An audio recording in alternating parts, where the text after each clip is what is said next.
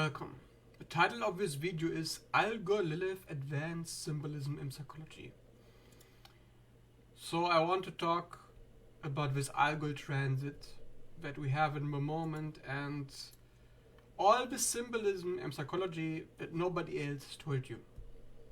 Things that I picked up on, and this video is kind of like an educational video to help you to get an idea in your mind what Algol really is.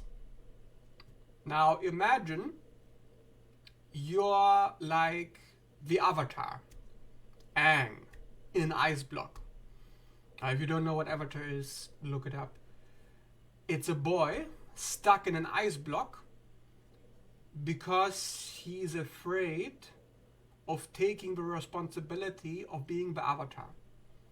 Somebody with special powers who can save the world, the only one who can really stop evil, the only one who can stop the darkness, freezes himself.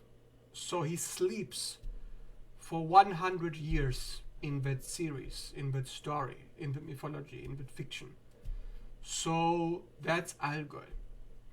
Also the Naga in Warcraft, a snake-like race of highborn, these like are high elves, a high elf race that gets turned into snakes because that's the only way to survive.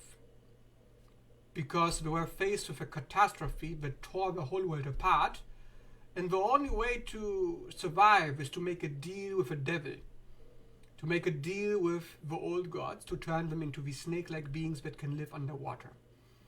Because all their cities were pushed underwater. Another example is Illidan, also from the Warcraft universe, who is a character who has his eyes removed and replaced with, you could say, magical eyes. So he can see magic, he can see evil, he can see demons. So he turns from a mage into a demon hunter. And then his family, his culture, his race hates him because he uses demonic powers to save them. And of course you're not allowed to use demonic powers to save your asses because you are too weak to save yourself. So you're demonized and exiled. That's also Algol. Another example, of course everybody knows Medusa. Everybody knows the whole symbolism around snakes.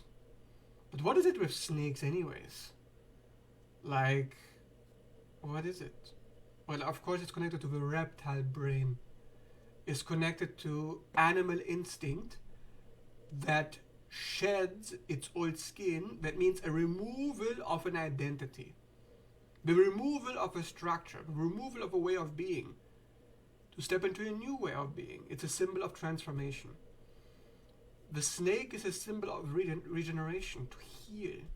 That's why we see the snake around the caduceus in medicine. The snake is about medicine. Which is funny, because everybody's demonizing the snake. Of course, like always, we demonize what is good for you. The snake is a good force, the benevolent spirit. It's a very good spirit. It's probably the best you can find. And it's the most hated. So Algol polarizes. You do something good, but everybody thinks you're doing something bad. So therefore there's a part of you, from society, from your parents, from your culture, that tells you you're doing something wrong, but all you're doing is save the fucking day. Algol. But what if the voice that tells you you're doing something wrong is so strong, so shameful, so tyrannical, so oppressive, that you are frozen, like Aang in the ice block, and you're not going to take any action. That's most people, 90% of people, who have Algol placements in the chart. Wherever you have Algol, you will face your demons. You will face your greatest fear. Because that's what Lilith, Algol, is about. Your shadow.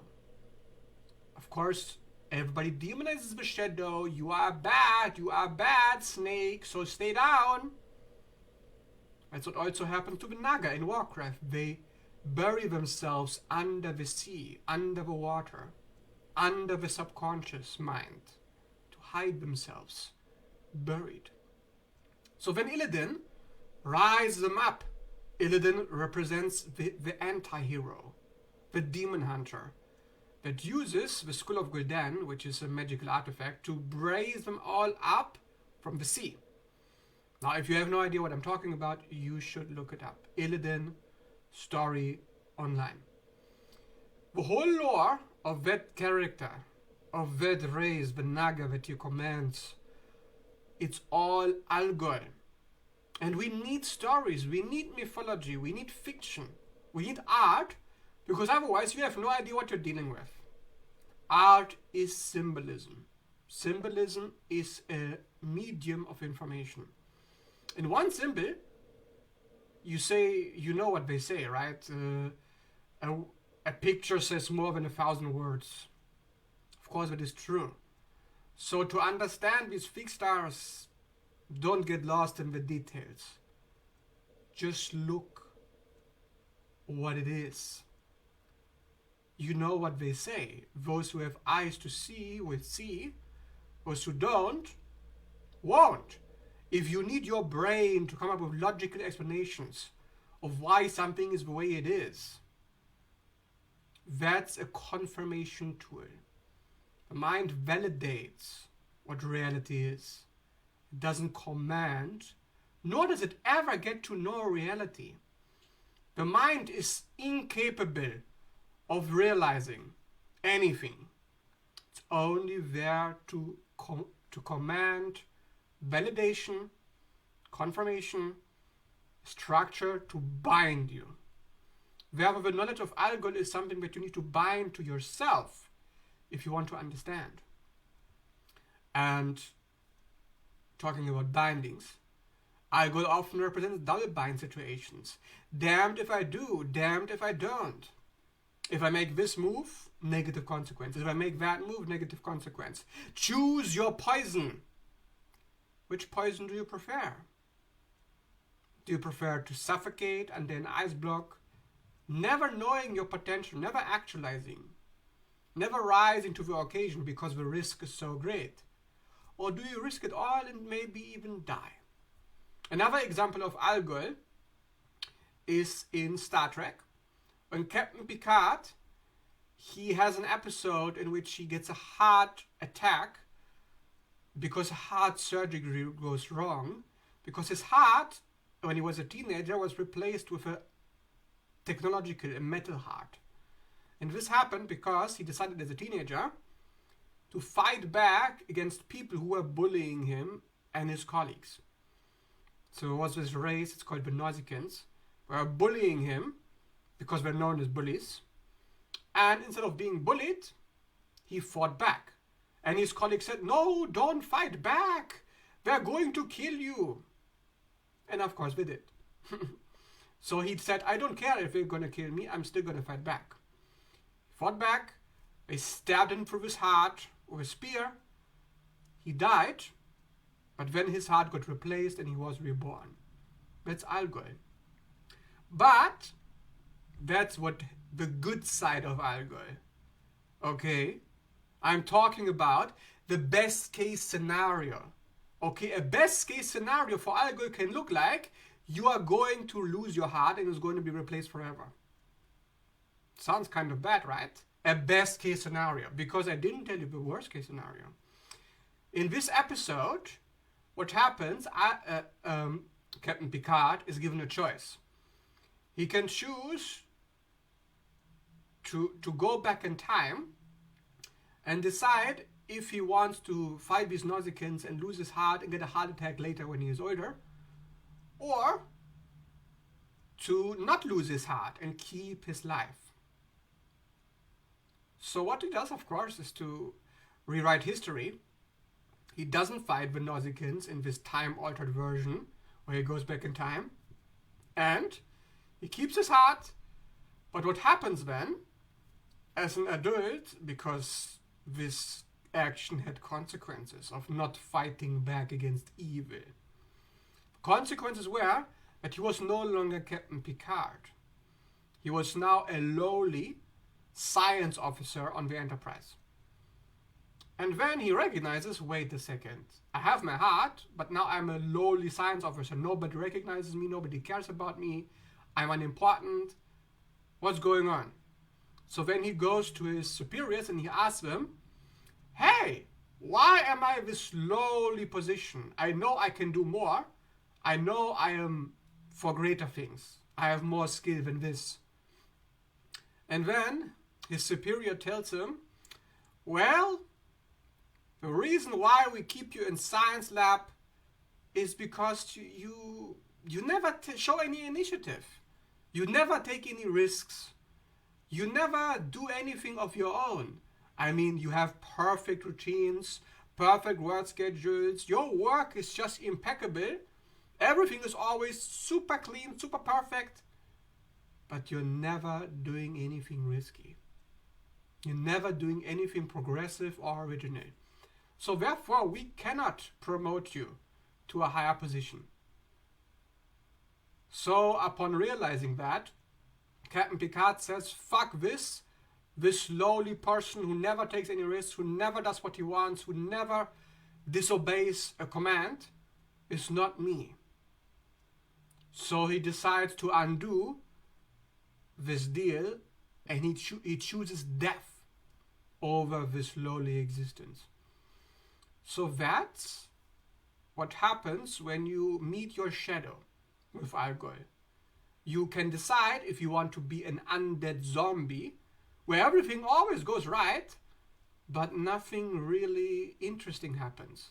Everything stays stuck. Everything is always the same. You know you want more, but you're not asking for it. Because the precarious house of cards that you build, you don't want to lose. Those who are not willing to sacrifice and lose are never going to win with Algol. Now, of course, that's most people, right? Like I always say in all my videos, like it or not, but 80 to 90% of the worldwide human population is weak. Weak, okay? That means they have no idea what they're doing. They don't know they're operating from their shadow. They don't study psychology. They don't know anything about astrology. They don't know nothing. So therefore, when their subconscious is triggered and they can decide between good and evil, they will always choose evil. They will, believe it or not. We have countless examples of this throughout history. Nazi Germany is a good example of Algol because everybody was playing along. Everybody was following the orders. Kill them, slaughter them all. Who gives a shit, right? You don't want to get into trouble. At least the country is rich. You know, we had a great industry. Germany was thriving through war. But the people were psychopathic. All enablers, flying monkeys everywhere. The entire country filled with nothing but cowards. Now that is history, that is humanity. And if you don't accept that, if you don't realize this is who humans are, cowards at their core, you never understand your own shadow working against you, your own cowardice, because what affects the collective also affects you. With Algol, we have to be aware of our own shadow. We cannot afford to not know how cowardly we could be if given the chance. Just like Captain Picard, just like Aang, just like the Naga, to decide between life and death. Do we accept becoming the monster, the villain, to live, or do we become a zombie? So we can pat ourselves on the shoulders. Yeah, we were just following orders. We are just being the good guy. We didn't want to fuck it up. We didn't want to be a problem. We didn't want to be difficult. So then they call Algol a malefic star, right? Because you have to be difficult. You have to be the monster. Sorry, not sorry. You can't have it both ways. You can't be the good person, not taking any risks, and get your cake with Algol. It's just not gonna happen. Have to do what's very, very uncomfortable for you. And that is how the snake sheds its skin. That's why it's about snakes, right? Snake is change, transformation. And guess who doesn't like transformation? A sign in which Algol is placed in. Taurus. Taurus hates change, despises it. It's all about harmony, it's all about peace. So when anything conjuncts with Algol point in Taurus, our peace is being disturbed. We want to stay frozen. We want to be passive. We don't want to move. It takes too much effort. So people can have low energy. People can have phobias, anxieties, paranoias, fears. Anything and everything can happen, no matter what it is, as long as you don't move. That's the whole point. The point of who, of what? Welcome to the earth realm. Welcome to hell.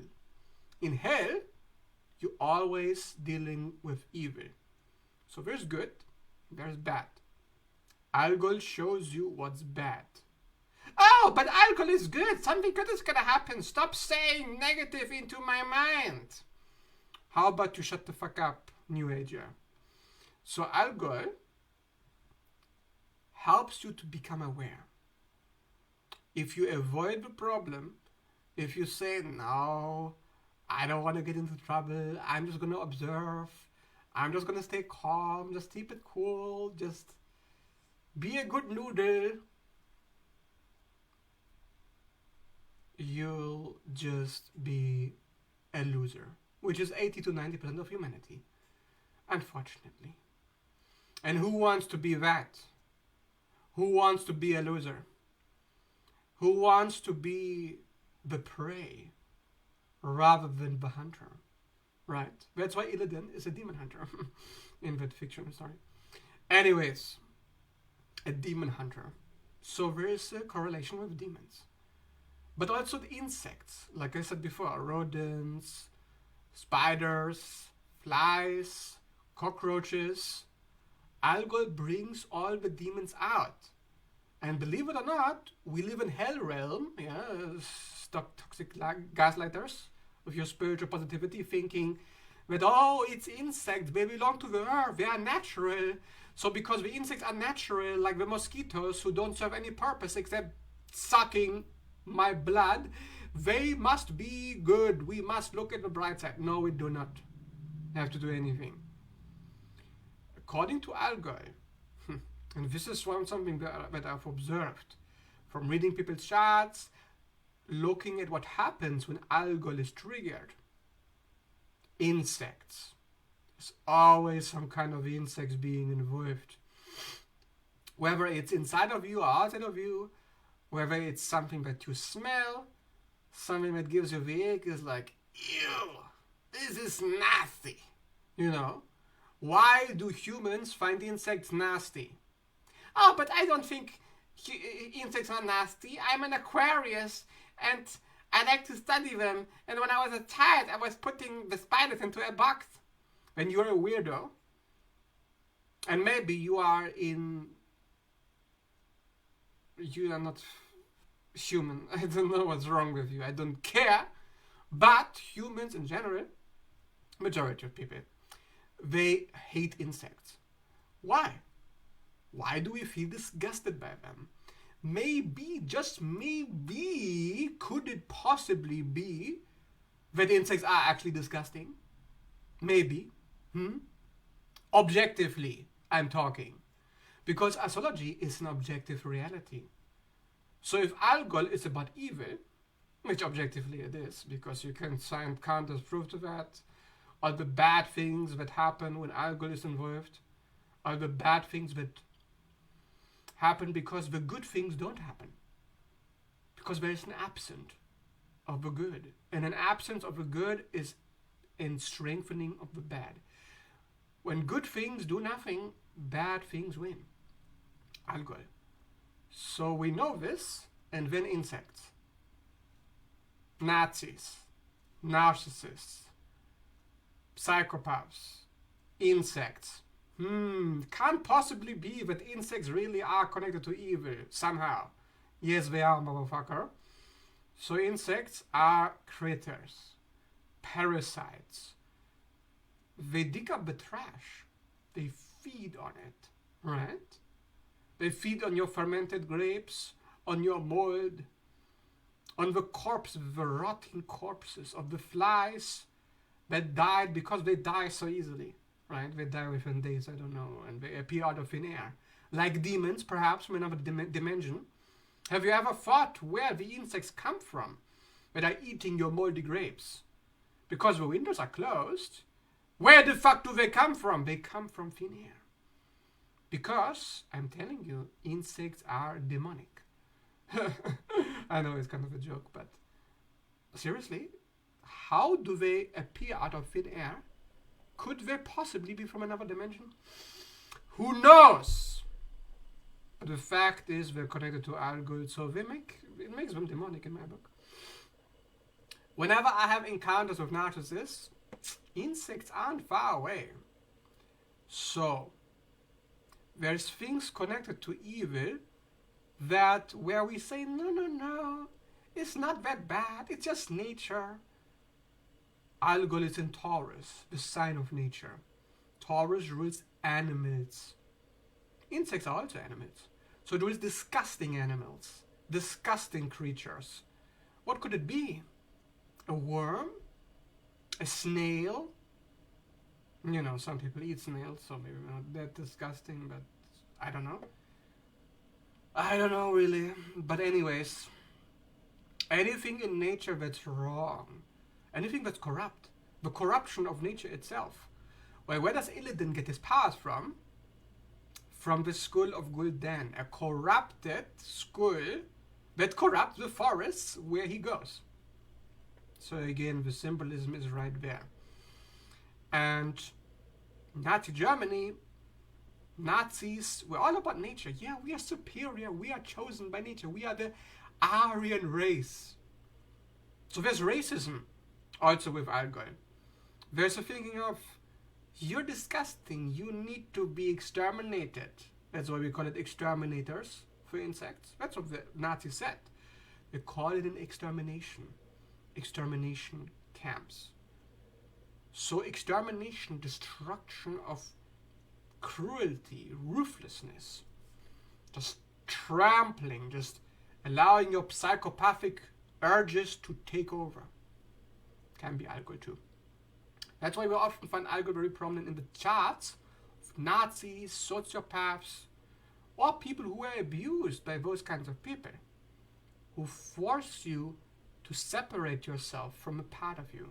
So for example, if you have a sun conjunction Algol, you would separate yourself from whatever is your identity, your true self. It would have to be frozen. So you feel like you can't take any action, you're powerless, you're helpless. If Algol is on Mars like it is now, then whatever you desire, whatever you want to do, whatever drives you is somehow taboo. So it can involve sexuality, people who are very horny at this time, I'm not kidding, or people who want some kind of a drug, some kind of a food that they normally deny themselves. You know, if you're on a diet, but Mars Algol is going to question the diet that you're on. Also questionable purchases, impulsive purchases where you want to buy something, but you kind of know you shouldn't buy it, but you do it anyways. Algol. Or the way you make money is kind of like, how do I make money without doing anything? Because Mars is doing. Algol is not doing. So it's in Taurus, which is money, so you want to get money without doing anything. And then we have Uranus, conjunction Algol. Uranus is like, how do I detach from all of this? So you want to detach from your desires. Maybe your desires are so weird or scary that you feel like, no, I just have to watch and wait and do nothing. Or Uranus could tell you, that there's something wrong with your electricity because it's conjunction Mars, conjunction Algol. Algol is, of course, something is not working the way it should. Something is corrupt, right? We call it corruption of your files, corruption of your disk, corruption of your computer, a computer virus perhaps. People could literally get a virus at this time. People could get a cyber attack. People could get spied upon. Maybe the technology isn't working, like you're calling somebody but they're not responding to the call. You're putting something into the computer but the computer is, without any explanation, he's just lagging. Like the technology is refusing to cooperate. It's frozen, it's not responding, right? The computer is not responding, we know that. So all of that is what we see here. But Algol also shows you the collective. How the collective is embodying that energy. That's usually with people kind of being in a derper state. Just trying to survive. So people could be depressed at this time. People could feel like, okay, I guess things are happening, but I'm just gonna tune out. Because Uranus is conjunction that. Uranus is leaving the body, leaving the earth. It doesn't like Taurus. Yeah, it wants you to let go. So people could be going homeless at this time. People could lose their home, lose their finances, bank accounts freezing, assets are changing, being replaced. Because, you know, it's a change that Algol wants.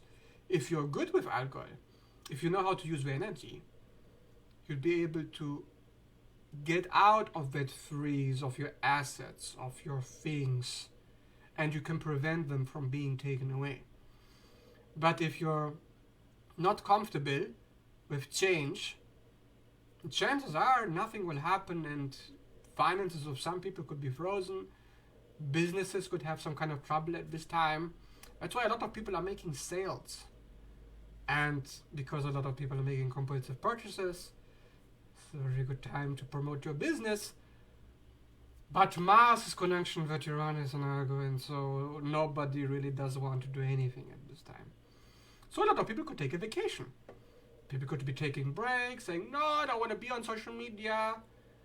I don't want to talk to people. People could take a time out, go into hermit mode, self-isolating.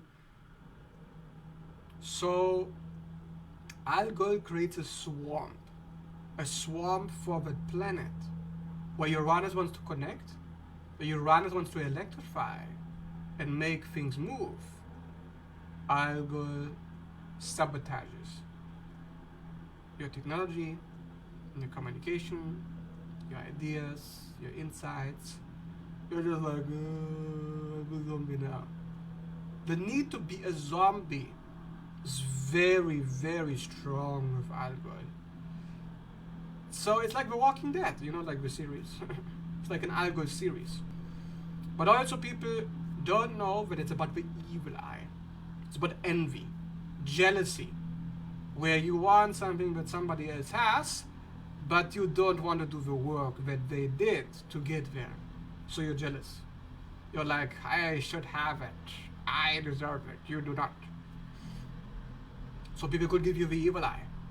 People could try to bring you down. People could try to dominate you, suppress you, tell you how to do things.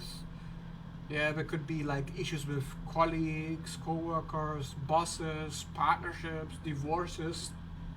Just where Taurus wants to just stay the same, Algol just mashes it up. And what is it mashing up is exactly, it's concerning your sacral chakra, concerning your security, your safety. So it can bring a lot of anxiety into this mix, because Uranus electrifies. Algol doesn't like to be zapped. If it's zapped, it's like, shit, this hurts so much, I guess I really do have to take action now. I guess I have to do something. So the action that you take is against your own will. You don't really want to do it, but you have to. Being forced into slavery, being forced to starting a job, starting a business, a relationship, doing a compromise that you don't want to do and you shouldn't do. Because with Algol, it's all about doing what's taboo. If you do something because it's safe, you're in the shadow of Algol. And that's really difficult because our safety is so essential, it's so crucial. So it's very painful, the fact that Algol is in Taurus, where it's all about what we need the most, what we have to maintain. It's so important. It's like our body, our health, our money, our bank, our rent, everything just needs to be tidy and just not to worry. But Algol brings that worry. So what do we do? Is always a question. People are asking, what do I do? What do I do? What do I do? Why don't you figure it out yourself? Why do you ask me? Why do you bother me with these questions? God damn it. I'm just kidding. No, I'm not kidding. Actually, it is annoying. Why? Because it should be obvious what to do. I mean, really? Haven't you been listening? It's about doing what you're afraid of doing. That's it. That's all you need to know. So anybody who asks me, what do I do? What does it mean? One more time, when they have already watched my videos. You're not listening to what I'm saying. Something is freezing you because it wants you to do the same thing over and over and over forever in a loop. All you have to do is break the loop. Change your identity. Who are you? Are you Illidan, the demon hunter? Or are you a do-gooder? Are you Aang in the ice block? Yeah, no, I can't save anybody. This is too much for me. I am not the chosen one. No. Frozen. Are you the Naga? Are you allowing yourself to become a snake, to become a monster, to survive? Or are you one of those highborns who died because you were on your high horse saying, no, I will never be a snake. I will never stop down to that level. It's below me. So I will rather die. I will rather die. So you think it's so noble of you. It's so morally superior to not be yourself. That's shame talking. That's programming. And guess what? Most people will do that. Because Taurus is all about morals. What's right? What's wrong? Who gives a shit what's right or wrong? Algol doesn't care. Algol cares about what's right for me. How do I thrive through here? If I am in the desert, I can choose. Am I going to be a pretty flower, dying after 2 days of being out in the drying? Or am I going to be a cactus? Prickly. Nobody wants to deal with me. Nobody wants to touch me. Nobody likes me.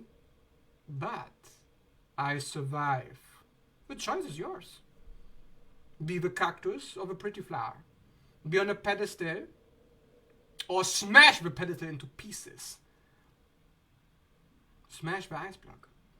But the identity, to deconstruct it, is very painful. The ego doesn't like it. So the brain, in its evil structure of how it has been pathologically constructed to enslave humans, has its own defense mechanism, its own computer programs to prevent you from changing your identity. It wants everything to be fixed. It wants you to be frozen. That's why we say the reptile brain always wins. It wins where the body is concerned.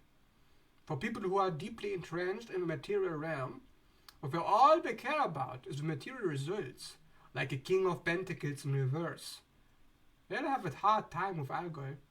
People who have a hard time with Scorpio, Lilith, 8th house energy, 12th house energy, people who lack this energy in the chart, good luck. You need scorpionic energy because it's a scorpionic force. Doesn't matter. It's in Taurus. Algol is the enemy of Taurus, if anything. It's a protector of Taurus by using scorpionic means to its end. The Naga survived because they let go of their high pedestal. They let go of being highborn. Illidan saves his people because he lets go of being the good brother, the good student of nature. He doesn't give a shit about nature. Doesn't give a shit about whatever it takes to win. So we have people who care way too much about appearances, who care way too much about what other people think of them. Algol is concerned. Oh, but they're gonna hate me. They're gonna shame me. I'm not gonna be famous. I'm gonna be notorious. Yeah, like Rumi says, destroy your reputation. Be notorious. Notoriety is what Algol rewards. The opposite, which is being inauthentic, fake. Oh, I'm just so relatable. Everybody is on my side because I can see everybody's side, like a Libra. Pooh! Algol spits on Libra, if anything. Algol spits on the sign it occupies, Taurus. Algol spits on everything that maintains the peace of the outer at the cost of the inner. And unfortunately, that's usually what Venus is concerned. So the feminine often turns into her own shadow, where it's all about how you look. But it's about the depth, the core of the issue. So Algol often points at spiritual solutions to material problems. Solutions that most people have no access to because they don't have the eyes to see. They only have the evil eye, if anything, which is why they bring problems to the other people who are trying to break free, who are doing what's right, where Algol is concerned. So if you do what's right, don't count on support. It will not be given to you. You will not be supported. You will not be assisted. You will be on your own, going into waters that you have no idea of what awaits you on the other side, knowing that perhaps it will not be so good for you. But what's the alternative? If the alternative is to do nothing, then it's of course obvious that something needs to be smashed, something needs to be destroyed. And that's what often these Algol trends show us collectively, that we're holding on to things that are just outdated. Old structures, old habits, old conditionings. Algol is about beheading, right? Beheading means shedding of the identity, eliminating the ego. So it will make you feel very unbalanced, very ungrounded, very unstable. So destabilizing Plutonic influence in the chart. So it will bring it into whatever area that Algol occupies by house for you. So if this helps you, I hope you like this video. If you'd like to see more videos in the future about this topic or anything similar, please leave a like and subscribe. If you're interested in my personal natal chart readings, one-on-one readings or services, you can check out my description down below, my photo album page on my page. And if you'd like to book a reading, you can just message me on email or messenger. That being said, thanks so much for watching and see you in the next video.